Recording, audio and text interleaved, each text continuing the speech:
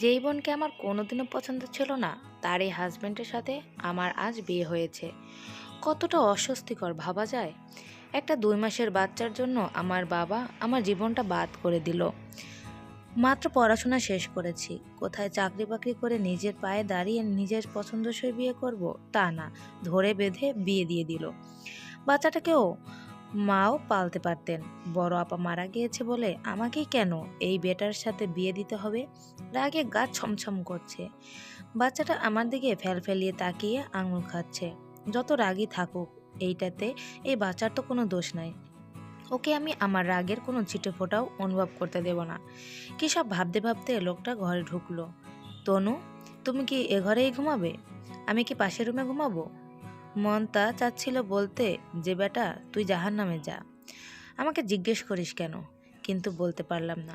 তারপর যেহেতু আমি ঘাড় তেরা কিসিমের, তাই একটু বাঁকা করে উত্তর দিলাম, আমি মানা করলে বুঝি রাস্তায় গিয়ে থাকবেন? বাসা আপনার, যেথায় মন চায় সেথায় গিয়ে ঘুমান। লোকটা আরেক মুহূর্তের জন্য দাঁড়ালো না, সে দরজা টান দিয়ে চলে গেল। আমি সানাকে নিয়ে শুয়ে পড়লাম। হাতের পাশে গরম পানির ফ্লাক্স ও দুধের কৌটা। বাচ্চার প্রয়োজনীয় সবই আছে।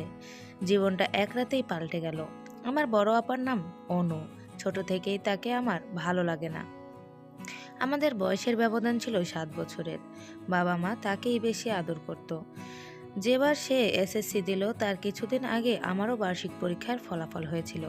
অথচ বাবা মা কেউই আমার রেজাল্টে এত খুশি হয়নি। আমিও তো প্রথম হয়েছিলাম, কেন আমার রেজাল্টে খুশি হয়নি? অনু কি খাবে, অনু কি পড়বে, সব ব্যাপারে সবার অতিরিক্ত যত্ন ছিল। আমার ভালো লাগতো না। অনু আমার সাথে কখনো খারাপ ব্যবহার করেনি। টিচারের বকাঝাবাজি খাওয়া থেকে শুরু করে মায়ের হাতের মায়ের খাওয়া, সব কিছুতেই সে আমাকে বাঁচাতো। বড় হলো, বিয়ে হলো, ভাবলাম এবার বুঝি সব আমাদের অংশ আমার। ভুল ছিলাম। আমার বাবা মা বিয়ের পর তাকে আরও বেশি আহ্লাদ করতে থাকে। রান্না করে পাঠিয়ে দিত ড্রাইভারের হাতে, যাতে তাকে কষ্ট করে রান্নাঘরে যেতে না হয়। খোঁজ খবর তো সারা দিনই ফোনে ফোনে নেওয়া হতো। অনু থেকে অনুর বরের বয়সের ব্যবধান ছিল 6 বছরের। তাহলে আমার সাথে এই লোকের ব্যবধান কত হলো? 6 + 7 = 13 বছরের। ভাবতেই গা কিটমিটি আসে। দূর, কোন কপাল নিয়ে যে জন্মেছিলাম। সানা ঘুমিয়ে গিয়েছে। ঘুমিয়ে পড়া বাচ্চাগুলো কি সুন্দর, বাহ, মায়া লাগছে। জন্মানোর পর মায়ের আদরটাও বাচ্চাটা ঠিক মতো পেল না। অনুর শরীর ভালোই তো ছিল শুনেছিলাম। সিজারের সেলাই কাটার পর আমাদের বাসায় গিয়ে উঠেছিল। আমি শুধু মাঝে মাঝে বাচ্চা দেখতে ঘরে যেতাম। ওর সাথে কথা বলতাম না। ও ডাকতো, আমার ভালোই লাগতো না। ওর পাশে বসে দুটো কথা বলতে ইচ্ছেই করতো না। বাচ্চা হবার পর 40 দিন ছিল আমাদের বাসায়। এরপর তার বর ও দুঃখিত। এখন তো সে আমার বর, অর্থাৎ ওই লোকটা তাকে গিয়ে নিয়ে আসলো। অনুকে যাওয়ার দিন কেমন যেন দেখাচ্ছিল। খুব কেঁদেছিল। তার 4 দিনের মাথায় বুকের ব্যথা উঠে মারা গেল। তাকে হাসপাতালে নেওয়ার আগেই সে আর নেই। তার মারা যাওয়ার পর আমার বাবা মায়ের চেয়ে বেশি কেঁদেছে এই লোকটা। সেদিন আমিও কেঁদেছিলাম অনুর জন্য। যত রাগই থাকুক না কেন, ছিল তো বোনই আমার। কখন যেন ঘুমিয়ে পড়লাম। সকালের প্রথম আওয়াজটা কানে গেল পপি মামির আওয়াজে। পপি মামির পরিচয়টা দেওয়া হয়নি। সে অনুর স্বামীর মামি হয়। মামার যক্ষা চিকিৎসা করতে আসে ঢাকায়। সে আর টিকেনি। 48 বছর বয়সেও তার সন্তান সন্ততি নাই। মারা যাওয়ার পর তাকে আর গ্রামে না ফিরিয়ে দিয়ে অনু তাকে তাদের সাথেই রেখে দেয়। মায়ের কাছে শুনেছি সে নাকি অনুকে অসম্ভব আদর করত। সে বাসায় আসার পর থেকে অনুর ঘুম ভালো হতো। সকালে উঠে নাস্তা বানিয়ে স্বামীকে অফিসে পাঠাতে হতো না। পপি মামি ঘরের সব কাজ করত। মহিলা দারুণ সুন্দরী, দেখেই মনে হয় না এত বয়স। যাই হোক, তার সুমধুর আওয়াজে ঘুম ভাঙলো। তুমি তো ঘুমাচ্ছিলে। সানার ঘুম অনেক আগেই ভেঙেছে। দুধ খুঁজছিল, আমি খাইয়ে দিয়েছি। তুমি নাস্তা করতে আসো। খুব অবাক হলাম ঘড়ির দিকে তাকিয়ে। ঘড়িতে 11টা 30 বেশি বাজে। আমি কখনো এত দেরি পর্যন্ত ঘুমাই না। আজ কি হলো বুঝলাম না। মাথাটাও ঝিমঝিম করছে। লোকটা বাসায় নাই, অফিসে গিয়েছে। বাসা জুড়ে চারিদিকে অনুর ছবি। কেমন যেন আমার দিকে বিশ্রী মতো তাকিয়ে বলছে, তুই সব সময় আমার ব্যবহৃত জিনিসই পাবি। আগে ব্যবহৃত জামা পরতি আর এখন স্বামীও। হা হা, রাগ উঠে গেল আমার। পপি মামিকে বললাম, এই ছবিগুলো খুলে ফেলা হলো না কেন? সে কোনো উত্তর দিল না। আমি একে একে সব কটা ছবি খুলে ফেললাম। একেবারে শেষ ছবিটা দিয়ে হাতের আঙুল কেটে গেল। দৌড়ে গেলাম কমন বাথরুমে। সে সময় এটাই কাছে ছিল। হাতের রক্ত বন্ধ করতে কলের নিচে হাত রাখলাম, কিন্তু চারিদিকে কেমন যেন বিশ্রী একটা পচা রক্তের গন্ধ পাচ্ছি আমি। কেমন পোড়া একটা গন্ধ নাক ছাড়ছে না আমার। এরপর কিছু খেয়াল করতে পারছি না। হঠাৎ মাথা ঘুরিয়ে পড়ে যখন আমার চোখ খুলল, তখন আমার সামনে আমার নববিবাহিত স্বামী, যাকে আমার একেবারেই পছন্দ না। সে কখন আসলো? সে তো অফিসে ছিল। তাকে কে বলল? আমার চোখ পড়ল দরজার দিকে। পপি মামি দাঁড়িয়ে আছেন, তার কোলে সানা। আমি উঠে বসলাম, কিন্তু আমার মাথা তখনও টুলটুল করছে। মনে হচ্ছে মাথায় কেউ অনেক ভারী কিছু ভরে দিয়েছে। ভয়ের কারণে আমি মাথা উঁচু করতে পারছি না। আমার খেয়াল মতে আমি আজ ঘুম থেকে উঠেছি বেলা 12টায়। তার কিছুক্ষণ পরেই আমি মাথা ঘুরিয়ে পড়ে গেলাম। আর এখন ঘড়িতে বাজছে রাত 8:30। সময় কিভাবে যাচ্ছে টের পাচ্ছি না। আমাকে লোকটা বলে উঠল, শরীর কেমন এখন? ভালো। কিছু খেয়ে নাও, তোমার শরীর দুর্বল অনেক, এজন্য বোধহয় এমন হলো। সানাকে আমার কাছে দিয়ে আপনারা এরম থেকে যেতে পারেন। আমি সানাকে ঘুম পাড়িয়ে খেয়ে নিব। সানাকে আমার কোলে দিয়ে পপি মামি চলে গেল, আর ওই লোকটা বসে রইল। তুমি ঠিক আছো তো? আপনি এবার যেতে পারেন। সে চলে গেল। সানা খুবই লক্ষ্মী, শুনেছি অনুও নাকি ছোট থেকেই লক্ষ্মী। মায়ের মতো হয়েছে হয়তো। কোনো কান্নাকাটির আওয়াজ নাই, কোনো বিরক্তও নাই। খায় আর লম্বা লম্বা ঘুমায়। বাচ্চাটা লক্ষ্মী। এ বাসায় কাল আসার পর থেকে বাবা অথবা মা কেউই কি আমাকে ফোন করেননি। কাল থেকে ফোনটাও দেখা হয়নি একবারও। ফোনটা খুঁজে বের করতে আমার 10 মিনিট সময় লাগলো। অবশেষে পেলাম। ওমা, মার এতগুলো ফোন! তাড়াতাড়ি কল ব্যাক করলাম।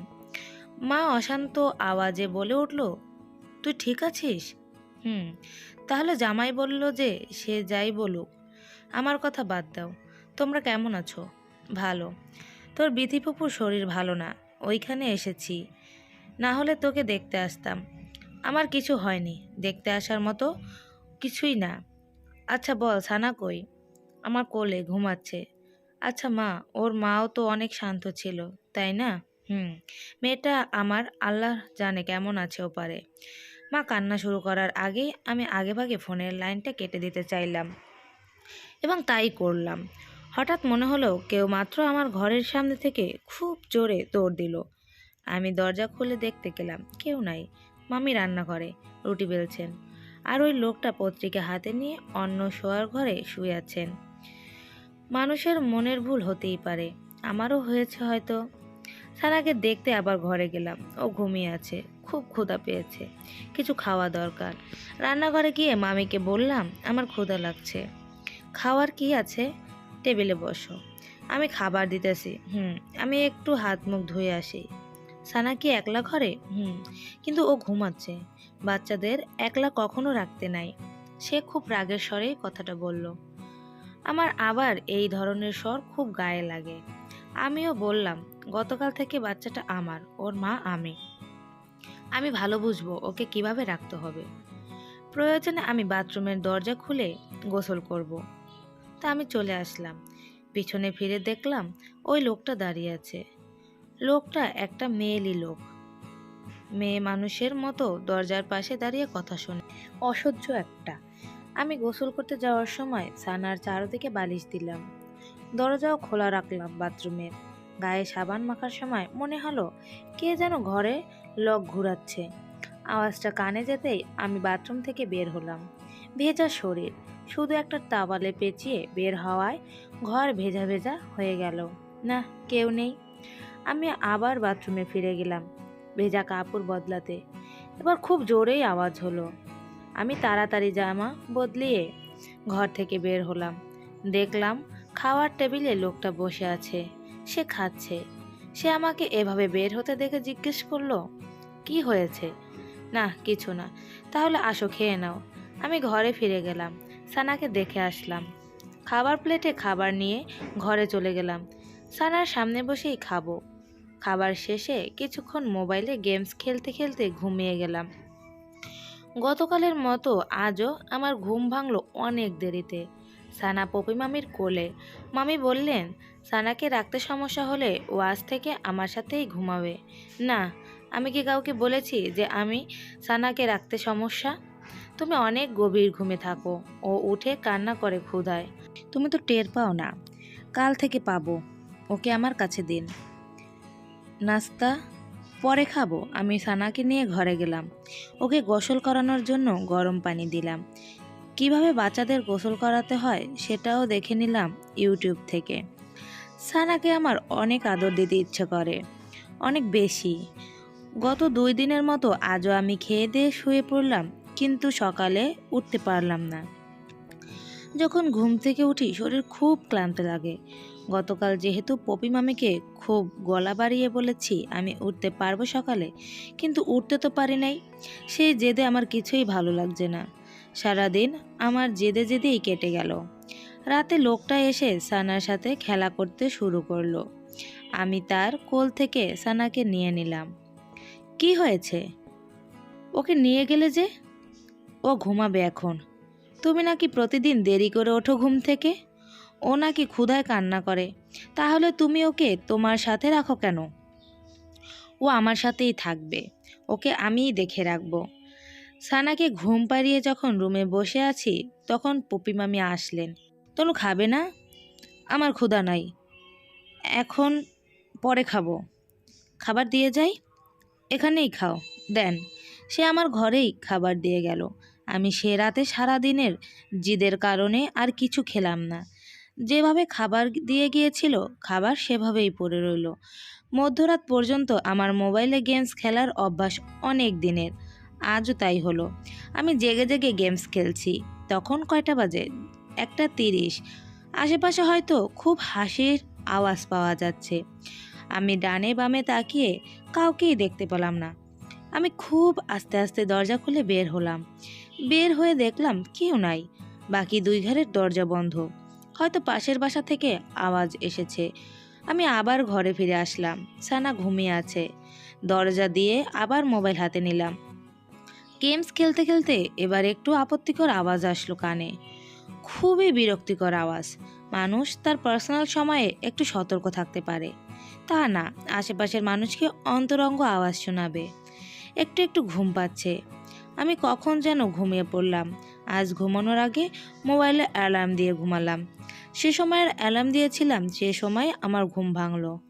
আজ যখন সানা ঘুম থেকে উঠে ক্ষুধায় কান্না করতে নিল তখনই পপি মামি দরজা খুলে ঢুকতে নিলেই আমাকে দেখে একটু অবাক হয়ে যায়। তুমি জেগে আছো? জেগে আছি। সে আমার ঘরের দিকে তাকিয়ে কি যেন ভাবছে।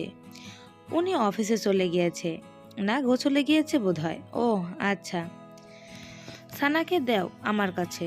ওর বাবা যাওয়ার আগে ওকে দেখে যায় একবার। আমি নিয়ে আসছি ওকে। ওর জামাটা বদলে নেই। কিছুক্ষণ পর আমি নিয়ে গেলাম সানাকে ওর বাবার কাছে। ওর বাবা ওকে আদর করে অফিসে চলে গেল। এরপর আমি নাস্তা করে নিলাম। সানাকে খাইয়ে দাইয়ে গোসল করিয়ে বিকেলে ঘুম পাড়িয়ে আমিও ঘুমিয়ে পড়লাম। ঘুম থেকে উঠে সন্ধ্যায় নুডলস রান্না করলাম।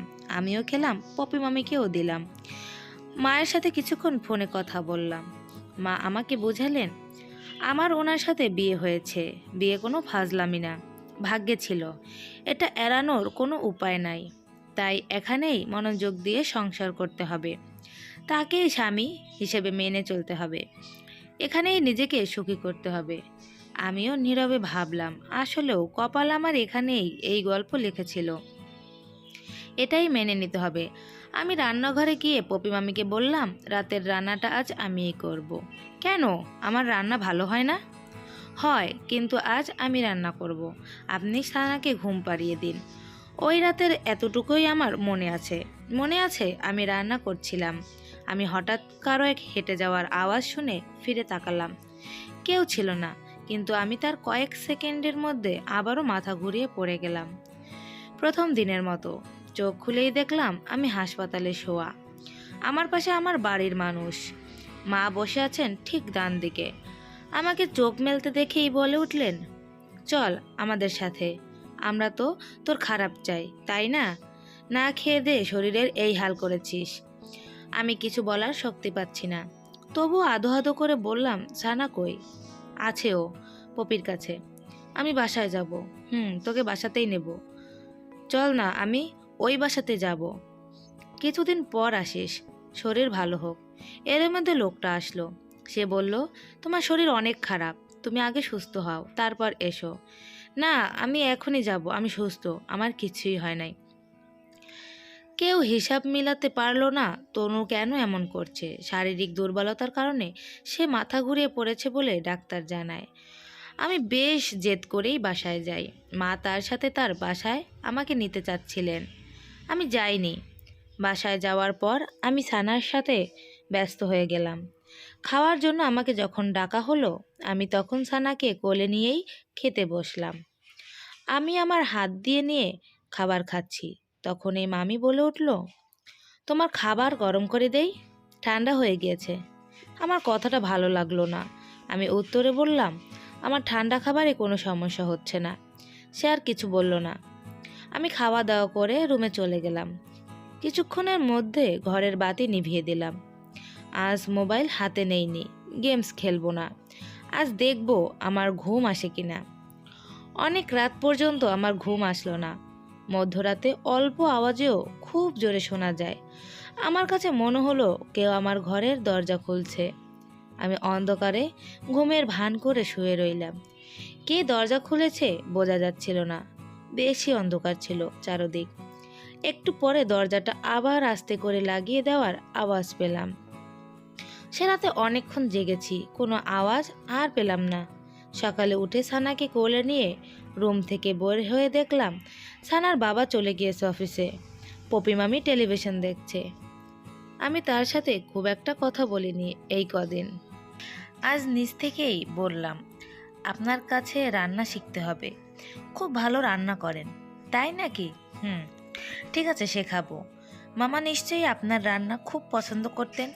সে একটু মন খারাপ করে বলল, করতেন। আমাকে সবসময় বলতেন আমাকে রান্নার প্রতিযোগিতায় পাঠাবেন। ও, মামার যেন কি হয়েছিল, যক্ষা, কতদিন আগে ধরা পড়েছিল। ডাক্তার দেখানোর পরেই তো ধরা পড়লো। ওহ, আর মরে গেল। আমার এই ব্যাপারে কথা বলতে ভালো লাগে না, এই বলে সে উঠে গেল। আমি আবার তার পিছনে উঠে গেলাম। আচ্ছা মামি, রাতে আমার ঘরের দরজা কে খুলেছিল জানেন কিছু? সে হেসে বলল, তোমাদের দুই বোনেরই কি এই ধরনের অসুখ আছে নাকি? সেও এমন ভাবতো। আমার কাছে সব কিছু ঘোলা মনে হচ্ছিল। আমি আর কথা বাড়ালাম না। রাত হলে আমি খাবার নিয়ে আমার ঘরে গেলাম। তাদের বুঝলাম আমি খাবার খেয়েছি। আমি গত রাতের মতো আজও ঘুমের ভান করে শুয়ে রইলাম। অনেক রাতে কারো ঘরে দরজা লাগানোর আওয়াজ শুনলাম। খুব আস্তে আস্তে বের হয়ে দেখার চেষ্টা করলাম কোন ঘরের দরজার আওয়াজ হলো। কিছুই দেখতে পেলাম না। দুই রুমের দরজাই বন্ধ, কেউ বের হয়নি। আমি আমার রুমে চলে আসলাম। সকালে উঠে মামিকে বললাম, কিছু বাজার করা দরকার, আপনি সানার বাবার কাছ থেকে টাকা রেখে দিন, একটু পর বাজার থেকে কিছু নিয়ে আসবেন। সানার বাবা ওইখানেই ছিল। সে উত্তর দিয়ে বলল, আমি ফেরার সময় বাজার করে আনবো, কি কি লাগবে আমাকে লিখে দাও। না, আমার এখনই লাগবে, সানার দুধ শেষ, আমি কিনে নিয়ে যাচ্ছি। না, আপনার অফিসে দেরি হবে, আপনি যান, টাকা দিয়ে যান। এক রকমের বাধ্য হয়ে সে টাকাটা দিল। সে যাওয়ার পর আমি মামির হাতে বাজারের লিস্ট টাকা ধরিয়ে দিয়ে বললাম সেগুলো নিয়ে আসতে। সে খুব খুশি না এই ব্যাপারে। সে যাওয়ার পর আমি সানাকে শুইয়ে দিয়ে ঘরে নেমে পড়লাম কিছু খুঁজে বের করতে। যেন এই ঘর 101টা রহস্য লুকিয়ে রেখেছে। আমি প্রথমেই সানার বাবার ঘর খুঁজতে গেলাম। তার আলমারি থেকে পেলাম কিছু অ্যাডাল্ট ভিডিওর ক্যাসেট, কিছু বাজে বই। একেবারে নিচে আমি খুঁজে পেলাম একটা সিন্দুকের মতো বাক্স। সেটা খুলতেই পেয়ে গেলাম আমার অপ্রিয় বোনের ডায়েরি। কলিং বেলের আওয়াজ পেতেই আমি খুব দ্রুত সব গুছিয়ে দরজা খুললাম, ডায়েরিটা সরিয়ে ফেললাম। সে বাজার নিয়ে আসার পর বললাম, আমার খুব মাথা ব্যথা করছে, আপনি রান্না করেন, আমি কাল থেকে করব। ঘরের দরজা দিয়ে ডায়েরি পড়া শুরু করলাম। ডায়েরিটা পরিচিত, অনেক পুরনো ডায়েরি। একেবারে তার জীবনের বিশেষ দিনগুলো সম্পর্কে এখানে লেখা। অনুর ডায়েরি লেখার অভ্যাস অনেক আগে থেকেই, কিন্তু কখনো পড়িনি। আজ পড়ছি। সেখানে শুরু থেকে জানতে পারলাম সে বাবা মা আর আমাকে কতটা ভালোবাসে। লেখাগুলো এত গুছিয়ে লেখা, ভালো লাগছিল পড়তে, বিরক্ত লাগছিল না একেবারে। এরপর তার কৈশোর ও যৌবনের অনেক অজানা কথা পড়লাম। জানিতে পারলাম বিয়ের পর সুখী, সানার বাবা তাকে অনেক ভালোবাসে। এরপর জানতে পারলাম পপি মামি কতটা ভালো। জানতে পারলাম মামা একদিন হঠাৎ ঘুমের মধ্যে মারা গেলেন। তখন অনু গর্ভবতী। প্রায় রাতেই সে আজব আওয়াজ শুনত। ঘুমে পাশ হাতিয়ে সানার বাবাকে পেত না। সে উদ্ঘাটন করলো সানার বাবা রাতে অনুর ঘুমানোর পর উঠে যায় মামির ঘরে। একদিন হাতে নাতে তাদের পরকীয়া ধরতেও পারে। এতে সানার বাবা মাপ চায় অনুর কাছে, পাঠিয়ে দেয় তাকে তাদের গ্রামে। অনু মাফ করে দেয় স্বামীকে, কাউকেই কিছু জানায়নি সে। মা বাবা কাউকেই না। বাচ্চা হওয়ার সময় সে যখন এ বাসায় ছিল, সে আজ করতে পারে মামিকে আবার আনা হয়েছে। সে ফিরে গিয়ে এর প্রতিবাদ জানাবে বলে শেষ পাতায় লেখা। আর কিছু লেখা নাই, সাদা পাতা।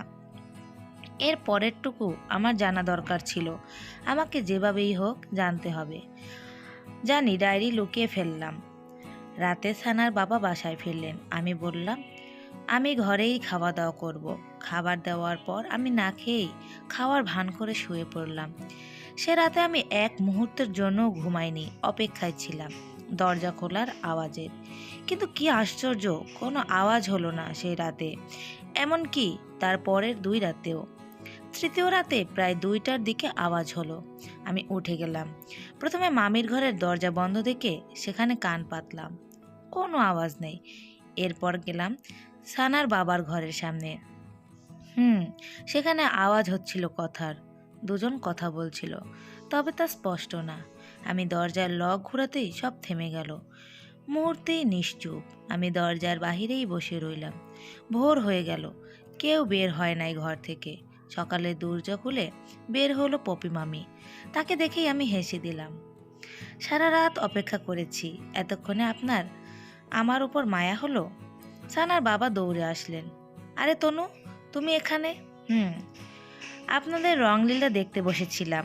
তুমি ভুল বুঝছো, এমন কিছু না। তো কেমন কিছু? অনুও জানতো এসব, তাই না? মামি রুম থেকে বের হয়ে গেল। সানার বাবা আমাকে বোঝানোর চেষ্টা করেই যাচ্ছে, আর আমি তর্ক করেই যাচ্ছি। হঠাৎ কেউ আমার মাথায় কিছু দিয়ে আঘাত করলো। আমি নিস্তেজ হয়ে শুয়ে পড়লাম। কিছু বলার শক্তি পাচ্ছি না আমি।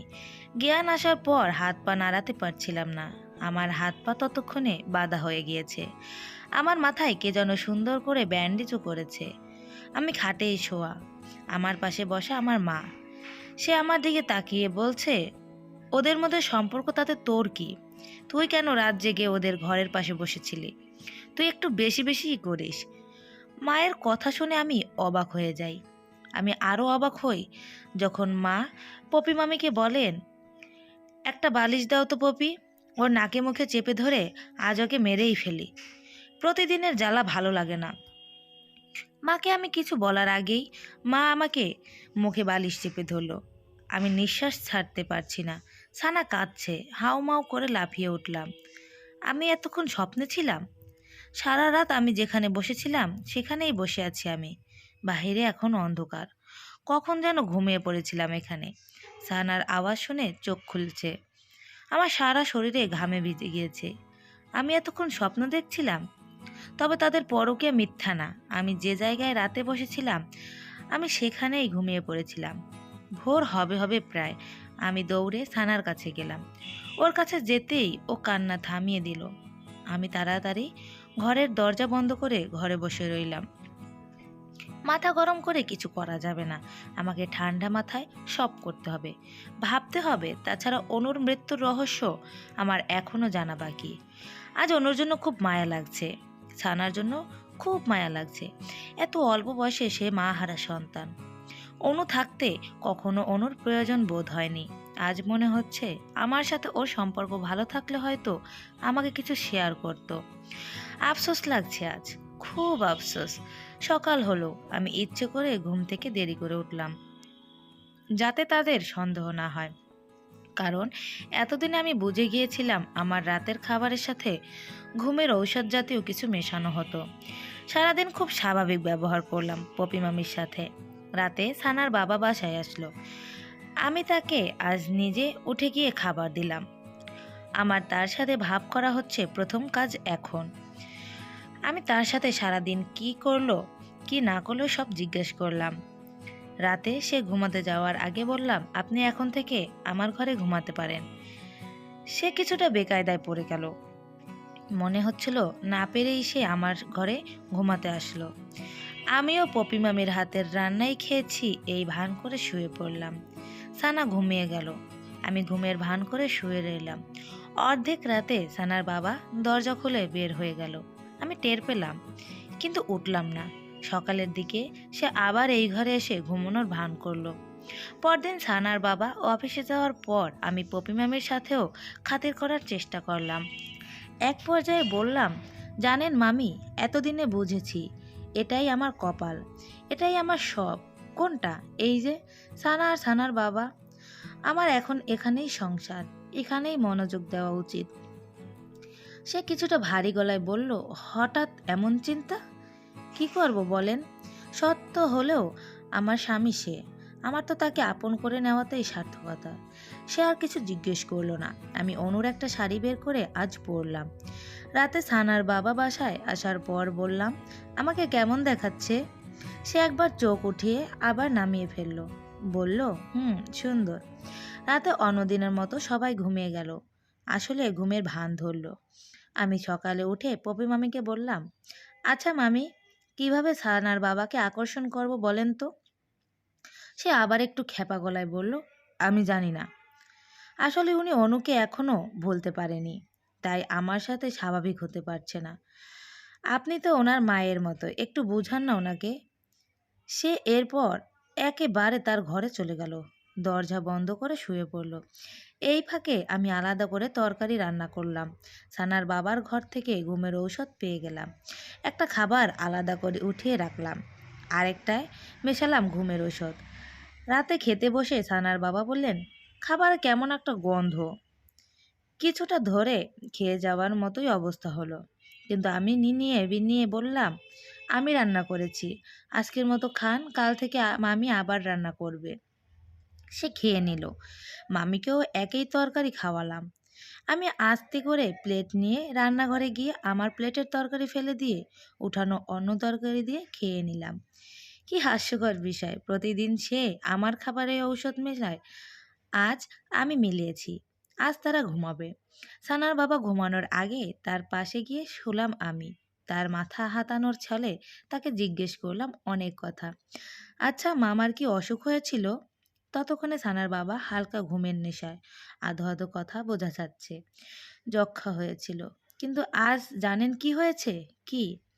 পপি মামি কাকে যেন ফোন করে বলছিল উনি নাকি মামাকে মেরে ফেলেছে, আপনাকে, আমাকেও নাকি মেরে ফেলবে। ঘুমের হালকা নেশা থাকা সত্ত্বেও বোঝা গেল সানার বাবা এইটা শুনে খুব অবাক হয়েছে। সে আমাকে আবার জিজ্ঞেস করলো, কি বলো? কখন? কাকে বলেছে? আমি জানি না, আমি পুরোটা শুনতে পারিনি, তবে শুনলাম যে এই কথা বলছে।